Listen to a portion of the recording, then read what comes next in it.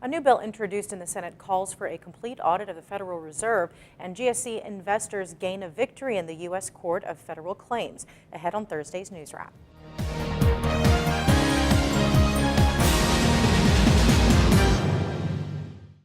U.S. Senator Rand Paul has reintroduced bipartisan legislation that calls for more transparency from the U.S. Federal Reserve Board of Governors, according to an announcement on Paul's website. The Federal Reserve Transparency Act of 2015, commonly known as Audit the Fed, calls for elimination of the restrictions placed on the Government Accountability Office's audits of the Fed.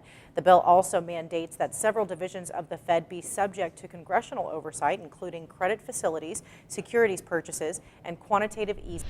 Conservatives have criticized the Fed's attempt to stimulate the economy since the 2008 financial crisis and have repeatedly called for more transparency from the central bank. Democrats have resisted any legislation that calls for further scrutiny of the Fed's activity. Last month, Fed Chair Janet Yellen said she would, quote, forcefully oppose any type of audit the Fed bill.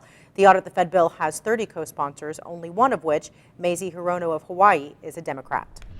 A U.S. Court of Federal Claims judge ruled on Wednesday that lawsuits brought about by Wall Street investors in Fannie Mae and Freddie Mac can continue.